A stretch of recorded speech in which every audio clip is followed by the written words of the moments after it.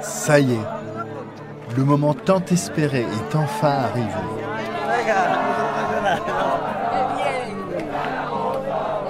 Après des jours, des semaines, des mois de marche, les pèlerins débouchent sur la place que surplombe l'imposante cathédrale de Saint-Jacques de Compostelle. La joie se mêle aux larmes. On se prend dans les bras, on crie, on chante, on pleure. Certains, silencieux, s'asseyent à même le sol pour prendre la mesure de l'instant, pour goûter le chemin parcouru. Un chemin que des millions de pèlerins ont emprunté depuis le IXe siècle.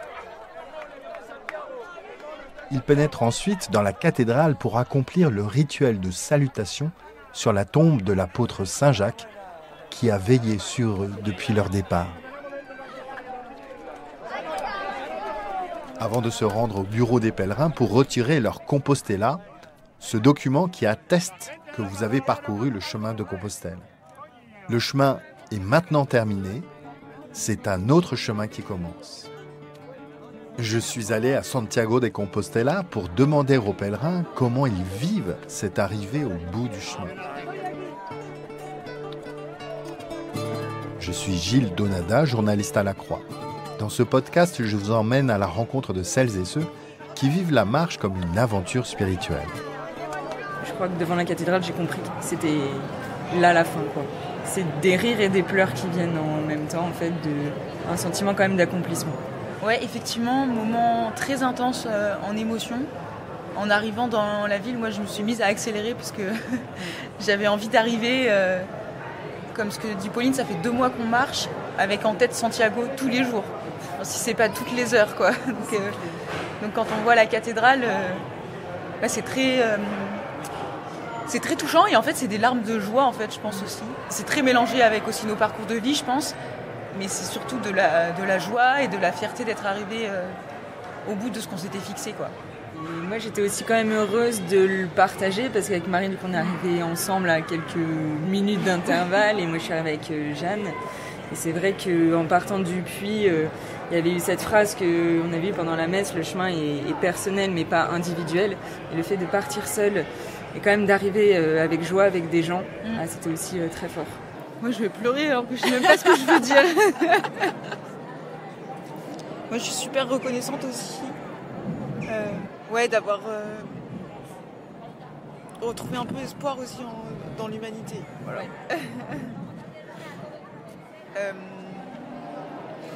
Non, ça m'a beaucoup appris à accepter la différence.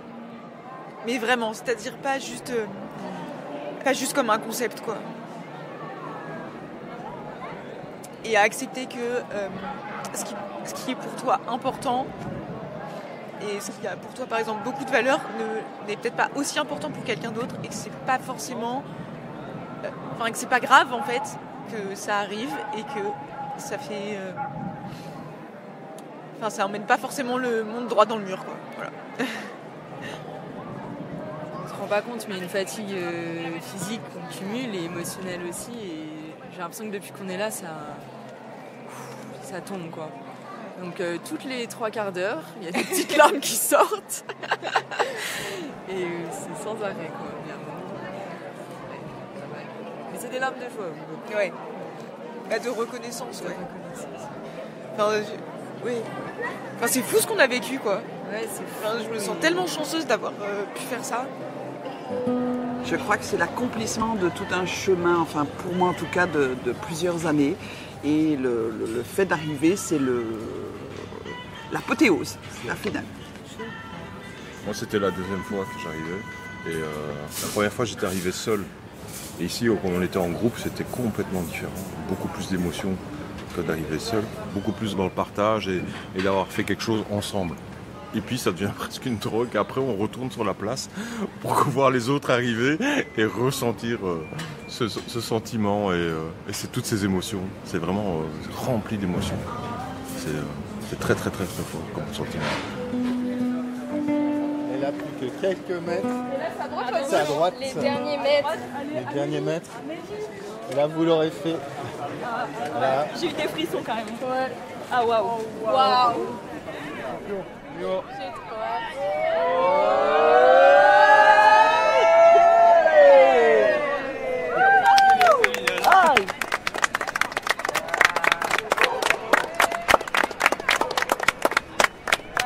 Du coup, on est parti de Roncevaux le 23 juillet. On est parti chez nous le 22, mais on est parti de Roncevaux le 23 pour rejoindre du coup Saint-Jacques aujourd'hui le 8 août. Donc avec 2 jouelettes qui portent 2 personnes en situation de handicap. Les jouelettes, ce sont des sortes de, moi j'appelle ça de fauteuils tout-terrain. On peut appeler ça comme une sorte de brouette aussi, brouette fauteuil. C'est un peu plus confortable que la brouette. Heureusement, il y a des matelas un peu... Il y a une roue au milieu, un siège relativement confortable, un porteur devant et un porteur derrière. Ça doit être assez lourd, non?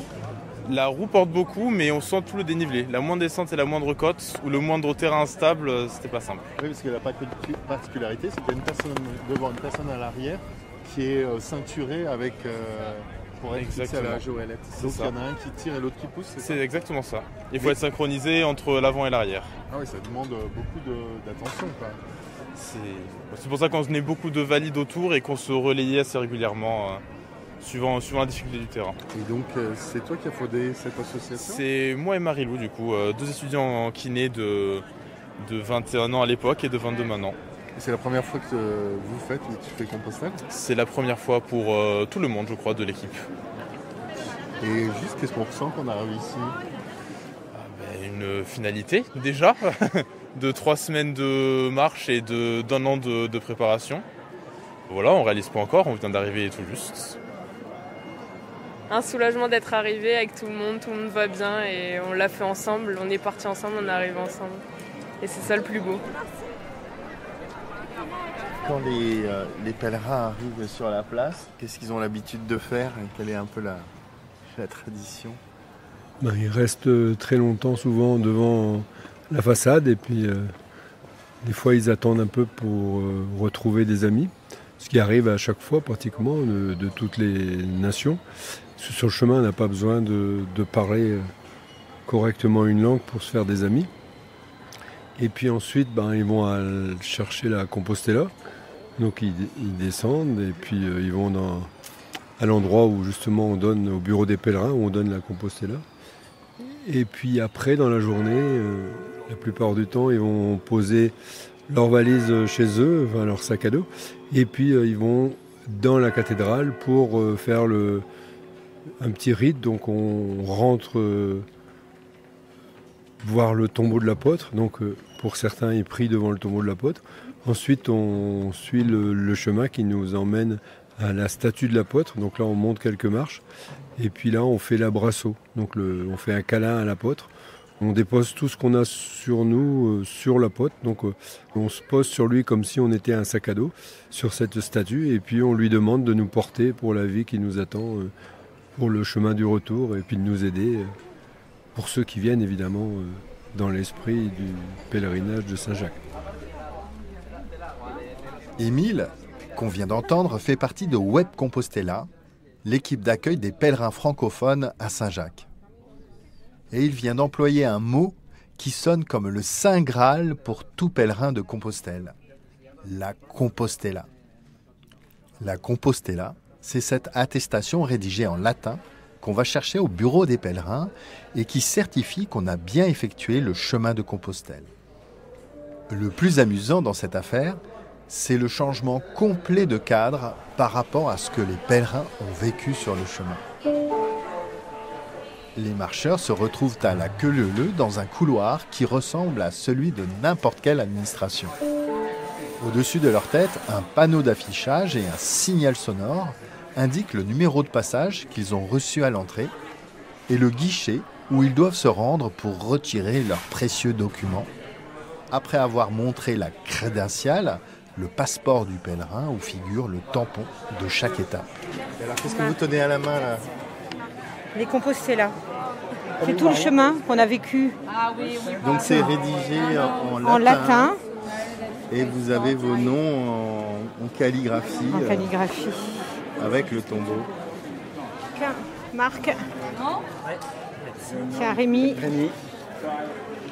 Jean-Paul, Alors ça fait quoi d'avoir entre les mains votre Compostela là?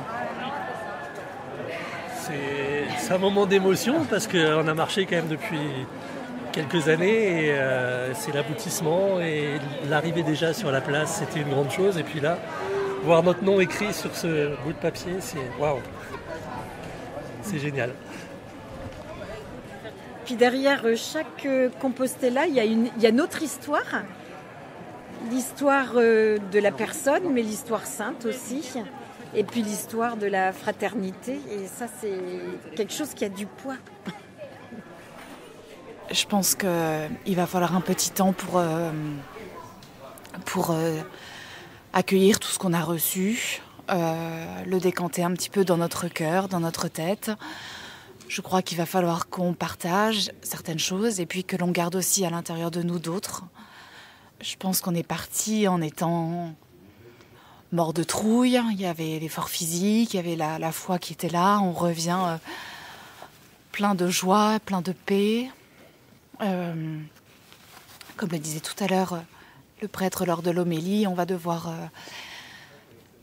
garder Jésus au fond de notre cœur qui est présent et puis qui nous a guidés pendant tout ce chemin et dont on lui est tellement reconnaissant.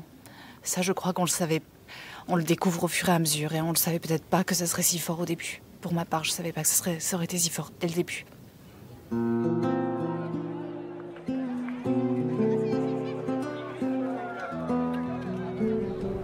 Comme tout pèlerin, notamment ceux qui font plusieurs centaines de kilomètres, c'est avant tout une quête spirituelle.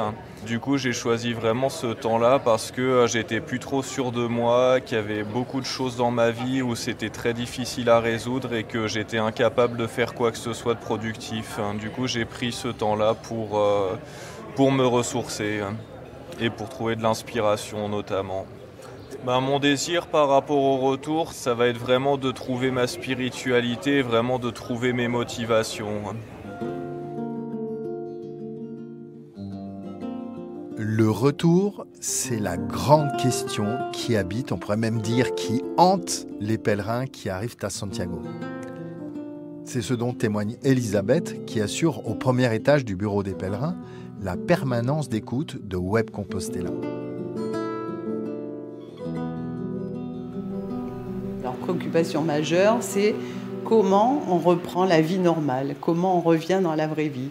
Pour certains, ça a l'air très très facile et d'autres ont l'impression qu'on va leur donner une recette, mais en fait, non, on n'a pas de recette pour revenir dans la vraie vie. On a seulement nos expériences, chacune nos expériences, essayer de les rassurer, de les soutenir, de leur dire mais vous allez trouver au fond de vous la force de repartir sur vos chemins de vie. On n'a pas de recette.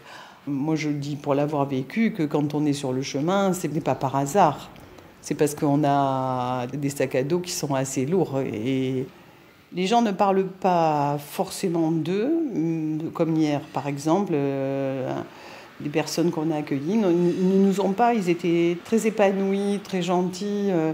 En lisant les intentions de prière qu'ils nous avaient laissées, on a compris qu'ils vivaient des choses très lourdes. Mais ça a été un moment de partage très joyeux, avec des gens qui avaient plus envie de parler de leur chemin, de parler de ce qu'ils avaient vécu sur le chemin, des rencontres, etc. Mais ils n'avaient pas du tout envie ni de parler de leur motivation. Ils étaient surtout contents de se rencontrer, de parler entre Français et de parler de leurs expériences. Une sagesse du chemin affirme que tout commence à l'arrivée à Santiago. C'est ce qu'on appelle le chemin après le chemin. Finalement, le chemin, il commence maintenant. On a l'impression vraiment, il commence maintenant et l'idée, c'est vraiment de le partager et aussi d'être reconnaissant. Je crois qu'on oublie beaucoup la reconnaissance au quotidien, mais c'est une chance en fait de pouvoir se lever chaque matin et vivre vraiment pleinement la vie. Et je pense que sur le chemin, on revient à des choses plus simples qu'on oublie au quotidien, justement. Et je pense que ça, c'est ce que je voudrais garder de mon chemin. Je dirais que ce chemin, ça m'a permis aussi une forme de réconciliation avec moi-même, où je pense qu'intérieurement, j'ai vécu pas mal de combats. Et peut-être que en vivant cette année de chemin et puis même de vie, j'ai peut-être appris à mieux me connaître et à essayer en tout cas de mieux m'aimer. Et je dirais peut-être que ce avec quoi j'aimerais repartir, c'est peut-être la confiance en Dieu, parce que il prend soin de nous et on l'expérimente vraiment sur le chemin, dans les rencontres, dans les différentes expériences qu'on peut vivre sur ce chemin.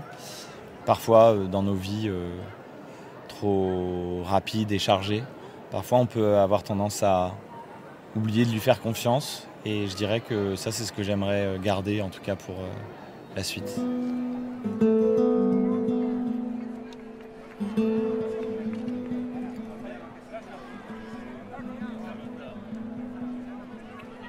Ça infuse longtemps. Les choses reviennent petit à petit, et quand on a une baisse de morale, on se dit tiens, et cet endroit-là qui était beau, et ces paysages que j'ai vus, et ça aide. Et moi, ça m'a apporté vraiment beaucoup, beaucoup, beaucoup de force, et dans un moment où c'était très, très, très dur pour moi, et ça m'a aidé à me reconstruire, et aidé à me sentir, plus forte et plus sûre de moi. Je sais une chose, c'est que ces kilomètres, c'est moi qui les ai faits, et personne ne peut m'enlever ça, et je trouve que pour moi, c'était nécessaire. Suite à un accident de la vie, je me suis retrouvée à pouvoir faire et à devoir faire d'autres projets, et mes projets à moi pour continuer à vivre, pour rester droite dans ses bottes et pour faire face à la vie, et pour mes enfants et mes petits-enfants. C'était important pour moi, cette reconstruction, et ce chemin en faisait partie. Nous voici arrivés au terme du 10e et dernier épisode de notre série La Marche, une aventure spirituelle. J'en profite pour vous partager une confidence personnelle. J'ai marché pendant 10 ans sur le chemin de Compostelle avec Emmanuel, un ami d'enfance, qui porte bien son prénom puisqu'il signifie « Dieu avec nous ». J'ai été profondément touché de retourner sur le Camino avec mon micro. Je ne vous cache pas qu'à certains moments, les larmes me montaient aux yeux quand je revoyais les paysages que nous avions traversés, quand je recueillais le témoignage souvent bouleversant des pèlerins sur la route. Pour ce dernier épisode, je vous adresse la formule traditionnelle qu'on échange sur le chemin entre pèlerins, Buen Camino, ce qui signifie « bonne route ». Si cette série vous a intéressé, qu'elle vous a touché, n'hésitez pas à la partager, à laisser une étoile, un avis ou un cœur. Les podcasts Croire sont à retrouver sur toutes les plateformes et sur le site et l'appli La Croix.